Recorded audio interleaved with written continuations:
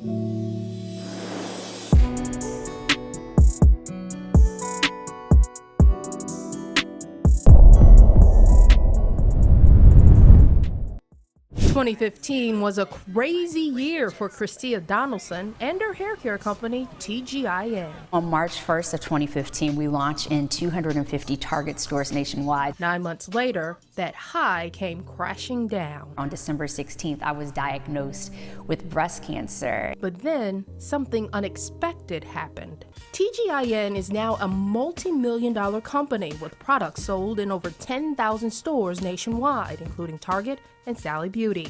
What's going on, family? It's your brother Lawrence here with another episode of Watch God Work. Every episode, we look to have a conversation with a brother or sister that has just achieved excellence in every area of human endeavor, every area of business, every area of culture. And this week, this episode, I am so excited and so grateful to be welcoming an amazing sister, Miss Chris-Tia Donaldson. Now, I'm not gonna lie. I'm one of those people who I have to be full disclosure and act like she's a stranger. She is certainly not. I won't tell too much of her story, but I'll say this much. I've been fortunate to know, admire, and bear witness to her life, and her to bear witness to my life for many, many years. I think we were introduced in 2003. This is 17 years. And so with this, I'm excited to kind of have her share her story, because you probably already know about her. But the big thing I will say about Chris-Tia is that she's true Renaissance woman. And that's been a consistent thing that I've said, from beyond being a leader who serves, who cares about community and bringing people together. I'll have her speak to that through her just entrepreneur. And she's just not an entrepreneur who's strategic and visionary. She's an operator, but cares about our people. And through her story and her experience in hair care and some of her challenges, she has brought to life an amazing brand that is helping make hair care that much easier and better for young men and women around the world. But there's more to her story beyond being an author, beyond leading amazing foundation and being a resilient thriver and survivor. I give such honor to God that I have an opportunity to introduce my sister, Chris-Tia Donaldson. What's going on, Lawrence? What an introduction. Thank you so much. I'm humbled. Now, Chris-Tia, Chris-Tia, we're not wasting any time. We're gonna jump right into it. You know, you from the what up though. So I would love you to kind of introduce where you're from, your kind of story, your family story, and then kind of lead us to kind of the journey to TGIN. Absolutely. So I am from the Midwest. I grew up in Detroit, like in the city of Detroit. So a lot of people always think the suburbs or, what have you. I'm like, no, from the city of Detroit, from 7 Mile. Like if 8 Mile is the movie about Eminem, I'm from 7 Mile. But it was still, Detroit has various parts. There are the good areas and the bad areas. I was fortunate to grow up in one of the nicer parts of the city. Mm-hmm. And I tell people I was blessed to grow up in a home that I consider somewhat functional, if you will. Two parents, my mom, my dad. My mom was extremely like a bright and shining star within the city. At the young age of 27, she was appointed Auditor General, which is a very high position within the city, but she was also the first Black woman CPA in the state of Michigan. So her sense of ambition and drive rubbed off on me from birth. And that's kind of, has been driving me. And then my dad, he was head of internal affairs for the Detroit Police Department. And went on to get his PhD and become an expert witness in custodial police deaths. And he, is the person that I get my attention to detail from. But growing up in the city of Detroit, I tell people I was surrounded by, all types of Black people, round the way Black people, Black folks just making it, as well as, doctors, lawyers, millionaires, and business people. And it was just an amazing city where you had such a diversity of, Blacks across so many areas, if you will, and seeing that, particularly in the realm of government, which my mother, like I said, was a public servant, just inspired me to just feel like I could do anything, that being Black wasn't something that could hold me back. Like being in a Black city growing up, like I said, seeing successful Black people really gave me a lot of confidence, as well as kind of the reassurance that I got from being at home. So where do I go from there? You know, you go fast forward, because we know that you took that public servant heart, attention to detail, you know, and you put it on a whole nother level, obviously, but just, you know, to kind of take us through college, kind of like from there, from home onward. Awesome. So, you know, I went to Harvard like you, and when I showed up, it was, you know, quite a culture shock, if you will. I wasn't from New York. I was a girl from the Midwest. So I had visited once, but a lot of the people that were there had, you know, been around Ivy League schools, you know, all throughout their high school career. And that wasn't necessarily my experience. And in fact, my high school, some of my teachers kind of discouraged me from applying to Harvard, if you will. But I have, you know, in recent years, I found out that this is pretty common. So thank God for, you know, as they say, God blocked it. And that would be a common theme throughout my life, is that God blocked it, and ended up at Harvard. It was there that I really kind of came into my own, being away from home so far and being around so many different kinds of Black people, as well as other cultures, just exposed me to so much, and gave me a greater appreciation for how big the world was, and that I wanted to do something, not to say bigger than Detroit, but, you know, I had dreams bigger than Texas, if you will. After going to Harvard, I just felt like I could do anything. So went to Harvard for college, majored in economics, then went to Harvard for law school, graduated from there. And when I graduated, started my first law firm job here in Chicago at a law firm where Barack and Michelle Obama met. And back then, I tell people the story was I was in the midst of transitioning my hair from relaxed to natural. And this was around 2003. So pretty much every Black woman, like 9 out of 10 of them, were still perming their hair. And I was that 1 out of 10 that wasn't. But unfortunately, there weren't a lot of products for women like me, especially in mainstream retail. And so I didn't set out to like create a movement or like change the landscape of Black hair, but I just wanted something better for myself. And I started this law firm job, not wanting to perm my hair once I was kind of natural. And I opted to wear a wig for, you know, to get better assignments and thinking it would help me to succeed and be more successful and more accomplished and make my white colleagues feel more comfortable. And it backfired. And on that first job, my boss was basically like, I don't have what it takes to be a lawyer at that firm. So I was devastated. So that was like one of my first major brushes with failure. Of course, there were little things in high school and college, but like this was like a major blow. Like you're about to lose your job on some level. And I left that job and I was at like my lowest of my low. And I forgot to mention that my mom died when I was 17 years old, 60 days before I started my freshman year at Harvard. But like, this was like, I guess it was my first major brush with failure, but my second major like life crisis where I'm like, God, I really need your help to kind of make it through this.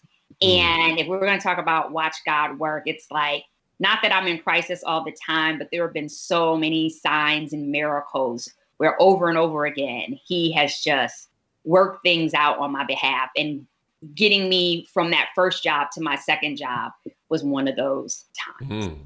So leaving that, well, I'll let you, what were you going to say? No, this, you actually said it. I mean, I think, you know, how you've kind of a theme of kind of God, that God blocked it, that you already kind of mentioned. And then two, getting to these big transitional points and these valley moments. And so, you know, we're going to kind of even get into, you know, even more around, you know, like around TGIN. But where was God introduced? Because where was kind of God introduced? What was your kind of dynamic? Because I think people may assume like, oh man, I grew up in church, I did this, but like, where was it where it's kind of like, okay, I'm aware of God. And then, you know, how did that relationship start with you? And then, you know, what was kind of your conversation with God in those early kind of valley moments, I would call it?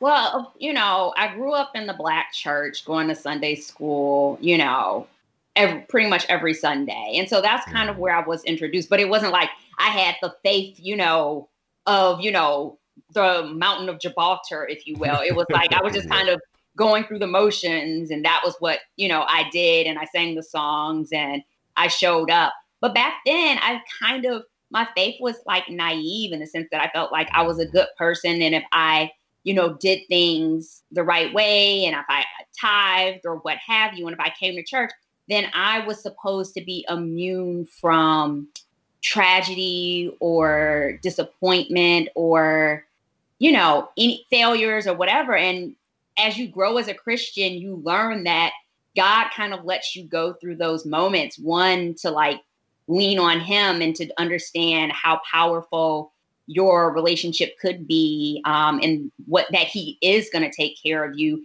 if you surrender. But back then I was like a young, immature Christian.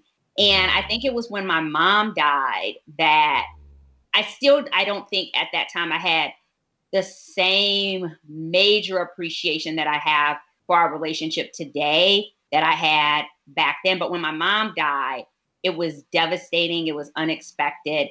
And he covered me. It's more so on the back end when I look back on my mom died 60 days before I started, my freshman year at Harvard, and then going on to Harvard Law School and then getting on this treadmill. And it's just like, God really covered me when I was not really even aware of what was going on, or, processing my grief or what have you. Like, I could have had a nervous breakdown or anything, and just lost it all because I didn't really process what had happened, with the loss of my mom. But he kept me. And so I can look back on those moments now, maybe not when I was 23. I just knew I made it through.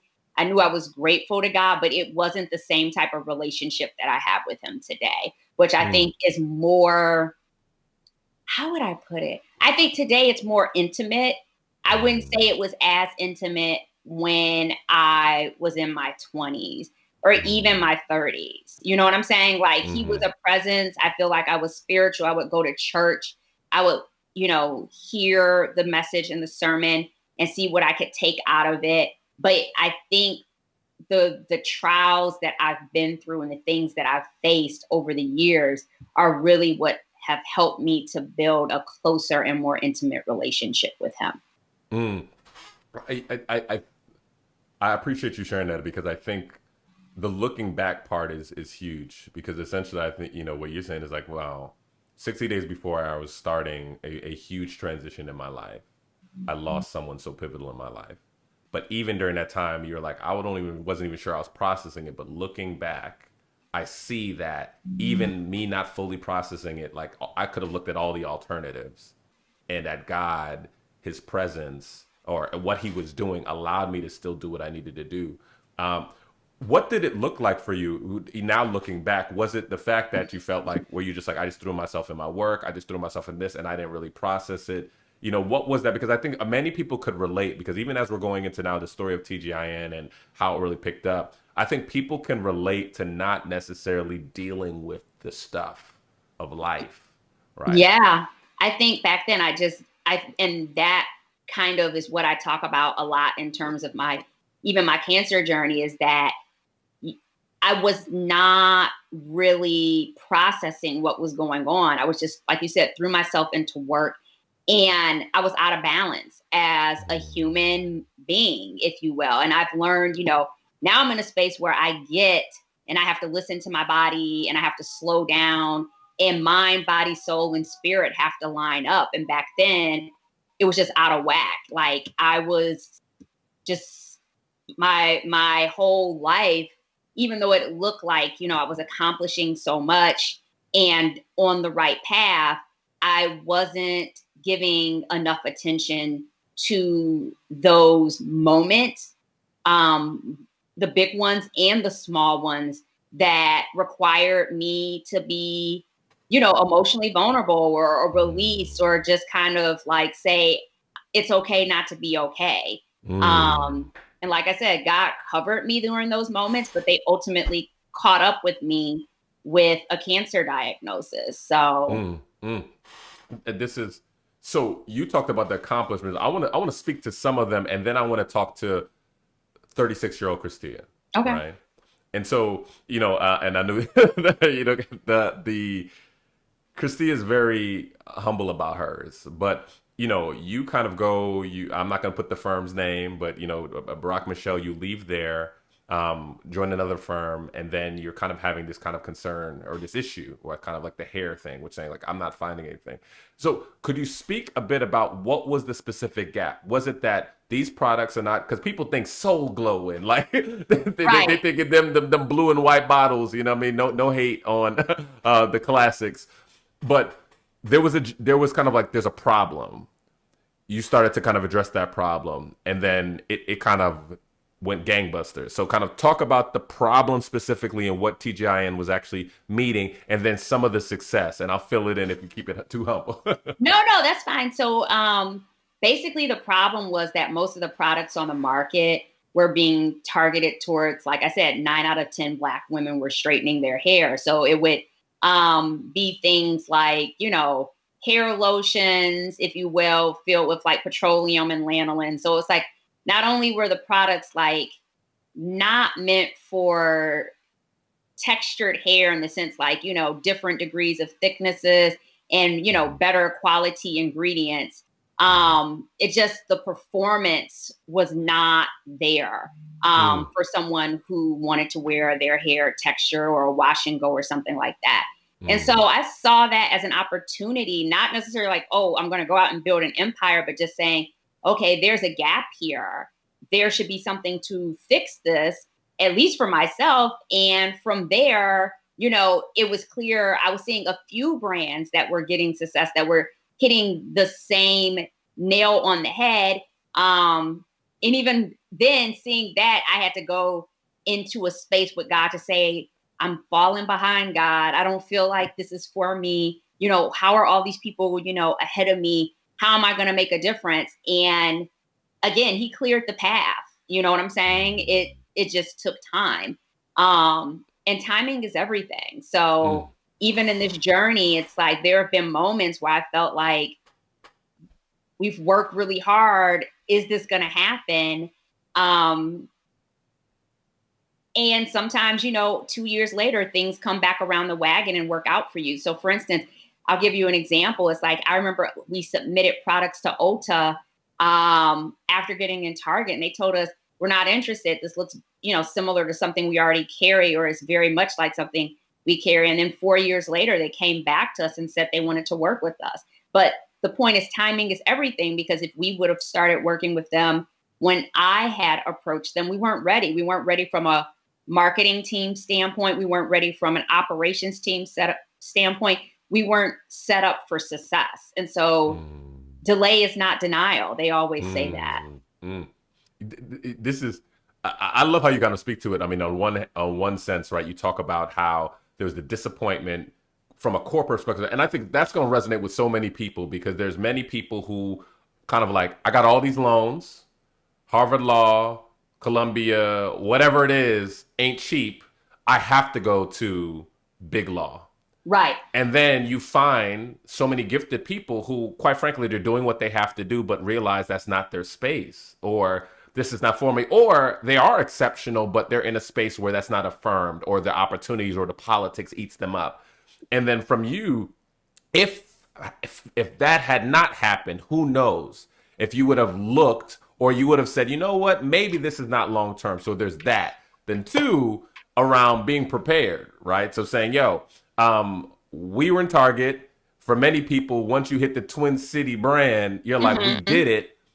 But even then, getting some level of denial and recognizing, looking back, well, we weren't ready. That was grace. Like, that was grace, because from a operations, a back office, from a distribution, from a supply, all those things weren't ready. And so it's like you're seeing God's grace in the denials, in the detours of those things.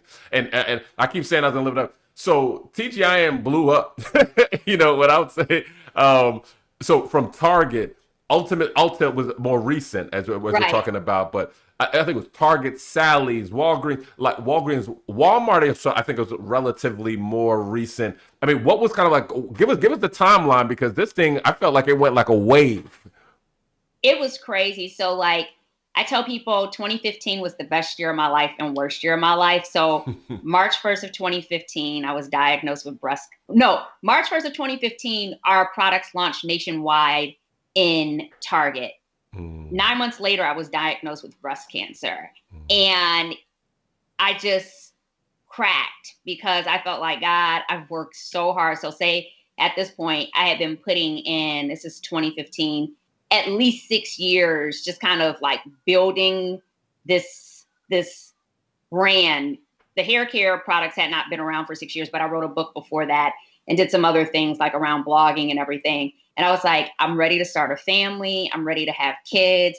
And here you are, right when I'm hoping to get to my season of rest, you hit me with this cancer diagnosis.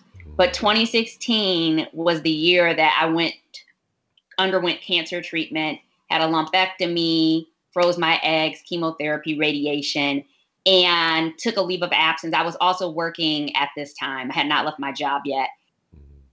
Took a leave of absence from my job. And I tell people in that year, our sales doubled and our points of distribution quadrupled. So we got into Whole Foods, Walgreens, Sally's, Rite Aid, all happened that year that I was undergoing cancer treatment. And so sometimes God wants to show people or use you to show and exhibit his glory. It's basically like this story wasn't meant for you. It was meant to be a testimony. It's like sometimes you're like, the things that were meant to break you were actually meant to give him the glory. And so that was the timeline. And then from there, recovered, had another bout or recurrence. And then we got into Ulta in 2018. We like kind of inked the deal. In 2019, we launched there. But like along the way, all I can say is that my faith has grown. My trust in him has just increased. And I've just learned to surrender more because, as a type A Harvard person, Lawrence, that like we have a tendency, especially I think when we're younger, to be very much like control freaks. We want to make things happen. And as I've gotten older, I've had to let go and learn to say, I trust that everything's going to be okay. I used to have not anxiety, like not like in a clinical sense, but like I would just worry, I will overanalyze. And now I rest in God, or try to, where it's like if a situation presents itself, I need to work on getting better at asking him first before picking up the phone and asking a sister or a friend. But I'm learning to not do that like back and forth with multiple people about this. I talked about it once, let it go, leave it, and give it to God. And so that's kind of where I am. And as I mature, I appreciate that. And I feel the stillness, just like the peace that comes with that type of decision making at this point in my life. Ooh, that it gives me goosebumps, but obviously it weighs on me in a beautiful way when you share all of those things. I think when you talked about how showing God's glory for even for people who are still kind of curious and not really sure about faith, in a time where you quote unquote could do the least, a time when you kind of had to be really still literally to recover and to heal, it grew movement. Yeah, right. And it's like, it's literally just like a testimony that when people look at the business, you can't look at the business without seeing God. Like, you get what I'm saying? They're one and the same. Like, you can't look at the growth of the company without seeing the God in it, because I have to acknowledge it. It's like, literally, like you said, during a time when I was in my season of rest, the company took off. During a time when I've been on an emotional roller coaster or a health roller coaster, it's like it continues to take off. And that is nothing but the glory of God. I don't want people to. I know we got right into the nook and cranny of all of her story, but the name of the brand is Thank God It's Natural. Yeah, Like, he's in the middle of it. He's right there. He's right there. You all will be seeing this after a beautiful preview and all the sizzle reel and all that good stuff. But goodness, the poetic justice, right? Thank God it's natural. It's natural to rest. Thank God it's natural. Thank God, the literal piece around this. And so what's interesting, I have to ask this question, right? There are a couple of interviews we did where there's kind of like questions behind the brand, so to speak. And for you, beyond what's been said, thank God it's natural. When you captured that statement, what made you say, okay, this is the name? And do you think about that name differently now that you're looking at it? Is it more of a comprehensive meaning now? Or, I'm just curious, because I'm pretty sure people were like, was that a saying? Is that something that somebody said? I would love you to speak to that. So like I said, when I left my first job, law firm job, I started writing this book. The first book was called Thank God I'm Natural, The Ultimate Guide to Caring for Natural Hair. And a sliver of it was about my story or my hair journey, but the rest of it was primarily focused on helping Black women or women of color with textured hair to care for their curls. And when I was writing my story, it was like 10 pages. And at the end of writing my story, it's like, as a Black woman with a relaxer, it's like, okay, I can't get my hair wet. I got to run in the rain. I can't get in the pool. It's like all of these limitations, or I have to sit in the beauty salon, all these hours on a Saturday morning and get this, treatment that not only is expensive, but is like, toxic and sometimes leaves me with scalp burns. And when I was finally free of that, it was like, oh my God, I love this life. Thank God, I'm natural. Like, thank God I'm free. So it was like, the Thank God I'm Natural was the book. And then from there, when it was time to name the products, I didn't know what to call them. I was like, oh, I have no clue. I was just, giving different ideals, consideration. And a guy friend of mine was like, well, if the book is called Thank God I'm Natural, just call the products Thank God It's Natural, TGIN. And I was like, okay. And so coming full circle, and the thing about it is you have to realize along the way, the editor of my book told me, why would you put God in the title? And I'm like, why would I not? You know what I'm saying? So it was not to say a risky move, but even from a business standpoint, it's kind of like, the founder of Chick-fil-A, he's very much like, this is who I am from a Christianity or a religious standpoint. It could be a business risk sometimes putting it out there that you're a Christian or that, that there's a spiritual bent to what it is you're doing. And it was risky, but, I didn't care about the outcome. I was just more, concerned about making sure it was true and authentic to my experience. And I'm blessed, like you said, to be here, I guess 7 years later. We launched the brand in 2013. And you just see the God in it. And it's just like, I feel now, Lawrence, like the hair is just a way of getting people into what I'm saying. But once they get here, it's about him. And like you said, giving people an opportunity to see him through me, or see him through my story, or see him through my testimony without pushing it down people's throats. But it's kind of like, the doors of the church are open, if you will. This is great because I think, one, service and helping has been at the foundation of it, right? So even at the genesis of the story, it's like, I need to help myself, but I know there are other women out there who are going through this. And this was nascent, right? This was kind of before it became cool, quote unquote, right? To solve a problem that, quite frankly, it's not even just like any problem. It's almost like a cultural relic problem. Like, you can't get in the pool, you can't do it, And to find a formulation and then to develop a product line, verticalize, and kind of, that's amazing. But then even beyond that, being able to look at the progress of the brand and see, wow, this is really God in it.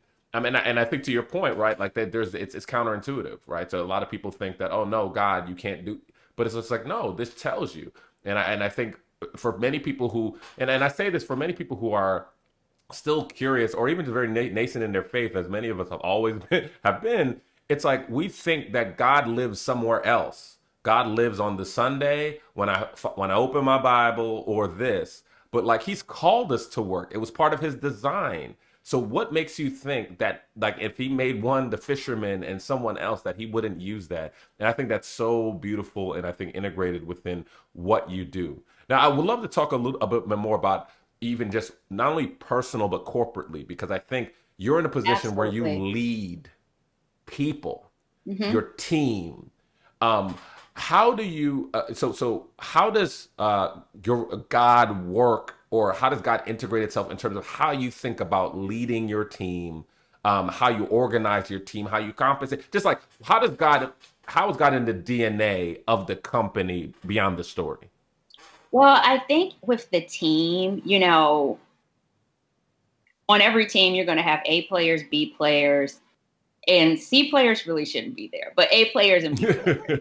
But the point is, you've got to pray for your team, because A players are amazing, but sometimes they come with egos. And so you've got to sometimes pray for those egos. You've got to pray for how to work with those people. You've got to pray for how to coach those people, because, you could be super talented, but sometimes you may not have the soft skills. Like you're super great at execution and getting things done and planning and strategy, but like you may be lacking in the soft skills or how to communicate with people.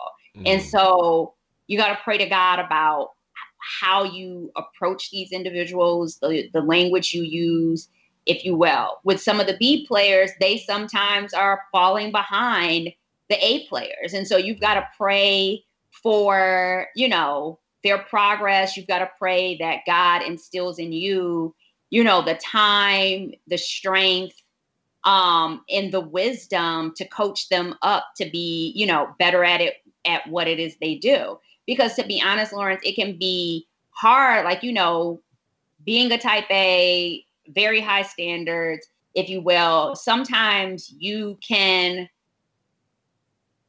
you've got to find a way to bring out the best in people. You get what I'm saying? And so you've got to ask God to help you for that. You've got to ask God to help you for your team. Not everyone's going to be happy at every job. You got to pray for your workplace. You've got to pray that the Spirit covers your workplace, because, along the way, everyone may work for you, but they may not be for you. And so you've got to, again, pray that God blocks that. And so it having God around and just being a presence and having that intimate relationship, you have to be in constant, communication about the business, and just asking him that if he gave you this assignment, that he would give you everything you needed to be successful at it. That's interesting. We had a conversation with my sister Leslie, and she talked about how, she leads the careers of some of the top, music acts in the world. And she talks about praying over her artists, and how important that is and how powerful prayer is. But what I want to point out is how much you said, like, ask for God's help in. So clearly in your own capacity, you recognize, man, I can't handle, or I can't cover all of this. And so I think the humility, I think people will really see in the fact that you pray over every element of your business. Now, I think one of the other beautiful things, because I think when many sisters see you, I think they see themselves. That a beautiful woman who has a vision for creating something in the world that helps people. But at the same time, one of the things that you talked about, whether it be in kind of at the age of 36, or you talk about how kind of things were out of whack, things were out of balance. What does rhythm look like for you with God, with the experiences that you've had?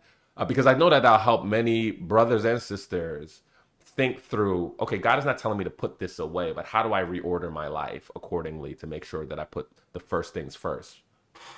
Well, this year I started observing the Sabbath, and we've talked about that. And so, taking a day off, you would think I would be getting less done, and be more frantic. But I actually feel like that day to just kind of commune with God and just kind of put my body and my mind in a place of peace and just, intentionally slow down has been beyond helpful to me. So in terms of like kind of just getting it together and talking to the 36-year-old me, it's like I said, mind, body, soul, and spirit. It's like you have to give your mind the opportunity to rest, like really rest, whether that's through meditation, whether that's through observing the Sabbath.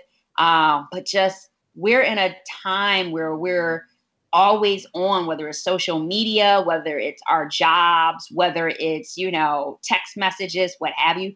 That rest is critical. The body, again, listening to your body, eating well, but also just resting. Like, we are living these, like I said, always on lives, and the mind, if it's always going, it's going to create confusion in your body, or you're going to not hear from the things in your body, but that confusion ultimately leads to disease. And then like the soul, I feel that's my purpose, or whatever your purpose is in life, and figuring out what that is. But the spirit, it's all connected, like going to church, listening, like you said, beyond just reading your Bible, just beyond Sunday, just making that relationship with God a priority and not just one day a week, at least for me. And when I think you do that, the other things start to calm down. So the mind starts to slow, the body is less confused. It's just like it all falls in perfect order. So that for me is how I'm trying to order my life at this time. That is I think that is going to help so many people, especially as you said, in this time. And I think because of, this is a timeless conversation, but I think we're in a period of time, pandemic related, that many people have been forced to slow down, so to speak, or don't feel much. And I think they'll find inspiration in, even when my abilities or what I can quote unquote do may be limited, that is, God is unlimited. God is unlimited. That my capacity, or, me stopping is care. It's not careless, it's care. I would love to, because even as we kind of get through the tail end of this, I would love to hear for you, when do you feel closest to God? For you, because I know some people I like to walk, I like outside. For me, it's music. For me, it's like I like to sleep, or when I eat. Like, what is it for you where you're like, okay, God's up in here? I think I think when I first wake up in the morning and I'm laying in the bed, and because like I said, I've been on a health roller coaster, so there have been times where I've woken up and, well, every time I wake up in the morning, I just feel like I'm getting stronger and stronger and more energy, and it's just like, I remember a time when, you know what I'm saying? And just to feel that, and just to know that, I can get up, I can walk, like my legs are moving. Like I just take nothing for granted. So I think first thing in the morning, and also when I'm outdoors. But Lawrence, it's interesting. I think also as we get older, like say, I'm in my early 40s, if you will, but like as we get older, like Tony, I don't know what his last name is, the CEO of Zappos, just died. Oh, I don't know how to pronounce his last name. Yeah. I do know. It's Hsieh. I don't know how to pronounce his last name. Yeah. But it's just like hearing stories like that, hearing stories like Kobe Bryant, you're like, you know what I'm saying? It's just like life is so precious. And just seeing young people or middle-aged people die, who, you know what I'm saying, who have their entire life to live, waking up in the morning, I'm just grateful. Just so grateful. I think this is a good Transition point, because I think before even we discussed it, you talked about gratitude and how that's just an overwhelming feeling. And I think to your point, when you look at this and just, that's sad news for us to hear about the passing, I think it points to that you can have everything in this world, everything that every distributor and online, ad you'll receive will tell you you need to have to be happy, to be whole. But you consistently see where those who may seemingly have it, or those who come and speak and say that they have it, there's something more that they realize about life that they have to be grateful for. And I think that people will truly see that in your story and in your life. And I think one of the reasons why I was so excited to do this, not just because that I've been fortunate by God's grace to know you, but ultimately that I always say transform people, right? You're transformed by the grace of God. And because you're in an environment where you're around people and you're leading an organization, God's spirit is in everything that you touch. And so, one, I want people to know, if they did not know, if it wasn't clear by the the product itself, thank God it's natural, is part of that kingdom work, right? And that way beyond our time. I want this to continue and people to see that in the same way, but even differently, because we have a different story than a Chick-fil-A, that they see that and they say, oh, that's us and that's God's. But two, I would love to tee people up to know what you have going on, because you have the TGIN Foundation. You are releasing product lines. I'll be seeing them. I'll be looking. I had to join in the back. You know what I'm saying? I keep trying to keep the curls. I put it on today. But what do you have going on? How could people kind of get behind? What do people have to look forward to that's coming from your hands and God's hands? Well, like you said, the TGIN Foundation is definitely something that is very near and dear to my heart. Like I said, I was diagnosed with breast cancer in 2015 at the young age of 36. And what I didn't see back then was young women, particularly young women of color, who were dealing with this disease. And so I felt so alone. But turns out, Black women in their 30s and even in their 20s are being faced with breast cancer, but no one was really talking about it. So I really want to continue to highlight that and use our platform to highlight that, as well as we recently announced a partnership with Lyft to make sure that uninsured and underinsured women had rides to their doctor's appointments for breast health or cancer treatment, because that can be a significant barrier to survivorship, if you will. So again, kind of my rally around cancer awareness, and just, I think, eventually getting into helping people understand the power of prayer when it comes to healing. I think that's definitely going to be something on the horizon for me, based on my own experience. So, yes. Oh man, on the ladder. Oh, we're gonna put the battery on that. We're gonna put. I would love. It's almost like in the family of God, when we kind of are, whether it's in the church or whether you're in someone's living room or whether you're now on Google Meet or Zoom. I don't want one of them to be mad because we all got friends in either, right? So Google Meet, Zoom, Citrix, whatever. Somebody is curious, or they're kind of nascent. They're where you were in your 20s, or they're not even it. They're looking at it. People talking about this God stuff. What will be your advice for somebody who's curious? They're working hard. They're trying to figure things out, but they're just curious about this God thing. What advice would you give them as someone who's in this curiosity, I'm not sure phase, that you think that will help them in their journey? That is a tough question. I think just start talking to people. Just start talking to people who walk by faith, that know him. And talk to God. Like, he is accessible to you. You don't have to go to church. You don't have to, you know what I'm saying? Like, it would be nice to read your Bible, but like, that communication is always open to you, no matter where you are in your walk. And so I would say, talk to people of faith, and just see, tell them, where you are, but also talk to God. He is open to you. You don't have to have a reservation. He's always there. And the door is always open. Mm. What would your advice be? I need to hear what you would tell a young 20 something. I think you ended it quite perfect, but I think it was actually perfect. What you spoke about. I think I wanna honor what you've shared, which is kind of you could always speak to God no matter where you're at. And the brief story for me, the conversation was almost like Santa Claus when I was a kid. But that conversation continued all the way through, to my late 20s, right? And it didn't really mature enough until that point, because I just was kind of going off of what I would call a obedience borrowed faith of my parents and not my own until that point. And so I think what you said is huge because I've never really met anyone who refused prayer.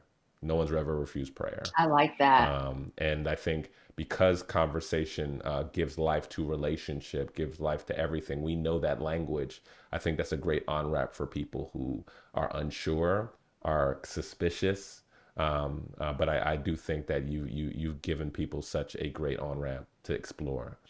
And with that, you've given us much more in this conversation, Chris-Tia. I want to thank you, my sister. You are our own, but you are God's own. My prayer is that people will see this, but also see the possibilities of business, of work, that it doesn't have to be separate, that as we are integrated with God, so will our businesses be.